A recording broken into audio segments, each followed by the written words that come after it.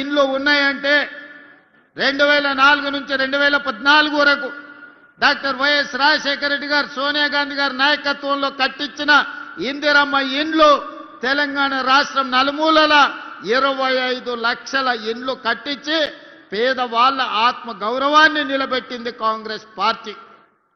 ఆనాడు రైతులు ఎదుర్కొంటున్న కష్టాలు, కాలిపోతున్న మోటార్లు, పేలిపోతున్న ట్రాన్స్ఫార్మర్లను చూసి డాక్టర్ వైఎస్ రాజశేఖర రెడ్డి గారు ఎల్బీ స్టేడియంలో ముఖ్యమంత్రిగా ప్రమాణ స్వీకారం చేసి మొట్టమొదటి సంతకం తెలంగాణ రైతాంగానికి ఉచిత కరెంటును అందించడమే కాకుండా 1300 కోట్ల రూపాయల బకాయిలను, వందలాది వేలాది క్రిమినల్ కేసులను రైతుల మీద ఉంటే ఒక్క కలం పోటుతోని కాంగ్రెస్ పార్టీ రైతులకు ఉచిత కరెంట్ ఇచ్చిన మాట వాస్తవం కాదా?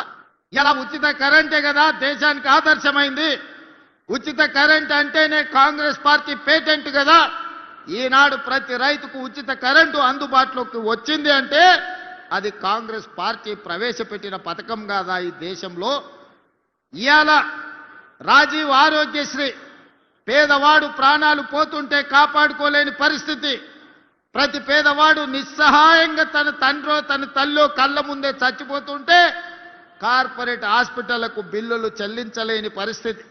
అందుకే ఆనాడు కాంగ్రెస్ పార్టీ రాజీవ్ ఆరోగ్యశ్రీ పథకాన్ని తీసుకొచ్చి ఆనాడు 2005-06లో 2 లక్షల రూపాయలు ఉచితంగా ప్రభుత్వం వైద్యానికి అందించింది.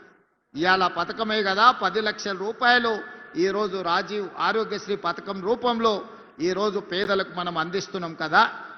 అందుకే మిత్రులారా, ఇవాళ ఏ పథకమైనా తీసుకోండి, డబుల్ బెడ్రూమ్ ఇల్లు కావచ్చు, లేకపోతే సన్న బియ్యం కావచ్చు, లేకపోతే ఈనాడు పేదలకు అందిస్తున్న 200 యూనిట్ల ఉచిత కరెంటు కావచ్చు, రైతు రుణమాఫీ కావచ్చు, రైతు భరోసా కావచ్చు, ఆడబిడ్డలకు ఆర్టీసీలో ఉచిత బస్సు ప్రయాణం కావచ్చు.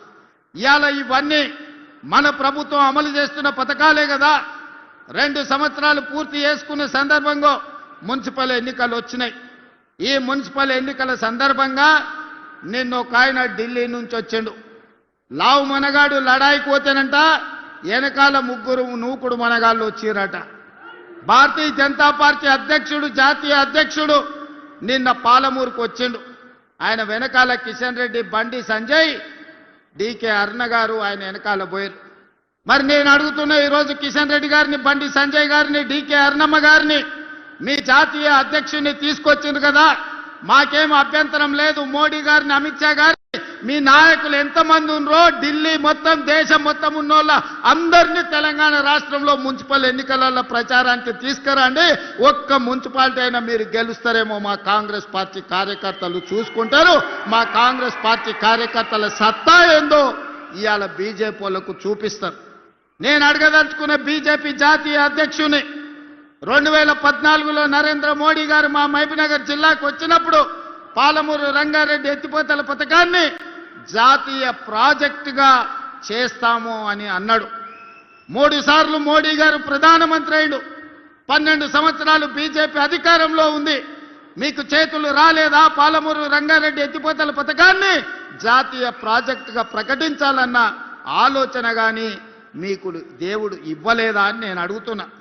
ఇవాళ కాళేశ్వరం ఇవ్వలేదు, జాతీయ ప్రాజెక్ట్ ఇవ్వలేదు, మెట్రో రైలు ఇవ్వలేదు, మూసీకి నిధులు ఇవ్వలేదు, రీజనల్ రింగ్ రోడ్డు పూర్తి చేస్తామని చెప్పలేదు. మరి ఏమి ఇవ్వడానికి మీ జాతీయ అధ్యక్షుడిని తీసుకొచ్చిరని నేను అడుగుతున్నా. ఎన్నికల సందర్భంగా మా పొన్నం ప్రభాకర్ గారు చెప్పిండ్రు, బీజేపీ ఏమిచ్చిందా అంటే గాడిద గుడ్డిచ్చిందని పార్లమెంట్ ఎన్నికల్లో చెప్పిండ్రు. ఇవాళ నిజంగానే బీజేపీ జాతీయ అధ్యక్షుడు తెలంగాణ రాష్ట్రానికి వచ్చేటప్పుడు గాడిద గుడ్డు తీసుకొచ్చిండు తప్ప ఆనా పైసా కూడా ఇవాళ ఇవ్వలే.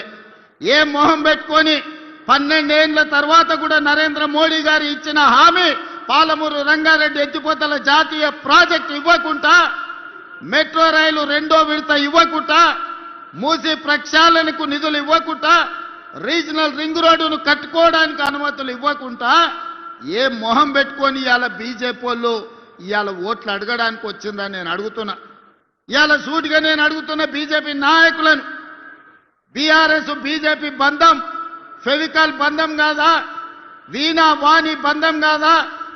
మీ శరీరాలు వేరైన మీ తలలు ఒక్కటే కాదా? మొన్న జరిగిన పార్లమెంట్ ఎన్నికల్లో బీఆర్ఎస్ సత్య అవయవదానం చేసింది. ఎక్కడైనా ప్రమాదంలో ఎవరైనా చావు బతుకుల మధ్యలో ఉంటే వాళ్ళు సంతకం పెడతారు, నా మరణానంతరం నా కిడ్నీలు దానం చేస్తున్నా, నా మరణానంతరం నా కళ్ళు దానం చేస్తున్నా అని మనం అవయవదానం చేసేటోళ్ళని చూసినాం. కానీ బీఆర్ఎస్ దరిద్రమేందో పార్లమెంట్ ఎన్నికల్లో మా ఓట్లు మా సీట్లు బీజేపీకి దానం చేస్తున్నామని 8 మంది ఎంపీ సీట్లను బీజేపీ వాళ్ళని గెలిపించింది బీఆర్ఎస్ వాళ్ళు కాదా? ఒక్క సీటు కూడా గెలవలే. 8 సీట్లలో బీఆర్ఎస్ వాళ్ళ డిపాజిట్లు పోయినాయి. మరి ఇవాళ 8 పార్లమెంట్ సీట్లలో డిపాజిట్ పోయిన బీఆర్ఎస్ వాళ్ళు మేమే గెలుస్తామని రంకెలేస్తారు. డిపాజిట్లు రాని బీఆర్ఎస్ సన్నాసులు రేపు మున్సిపల్ ఎన్నికల్లో ఎట్లా గెలుస్తారని నేను అడుగుతున్నా. ఎందుకు మీరు ఆలోచన చేయొచ్చు, బీఆర్ఎస్ వాళ్ళు ఎందుకు బీజేపీకి ఓట్లు వేపించారని? దోపిడీ చేసిండ్రు, వేల కోట్ల రూపాయలు కొల్లగొట్టిరు.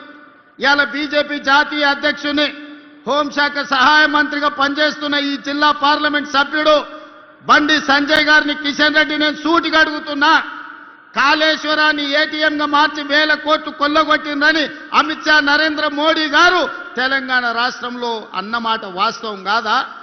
ఇవాళ కాళేశ్వరం మీద కమిషన్ వేసి అవినీతి లెక్కలు తేల్చి వీళ్ళని అరెస్టు చేయండి అని రాష్ట్ర ప్రభుత్వం శాసనసభలో చర్చ చేసి కేంద్రానికి పంపిస్తే సిబిఐ విచారణ ఈ రోజు వరకు ఎందుకు మొదలు పెట్టలే?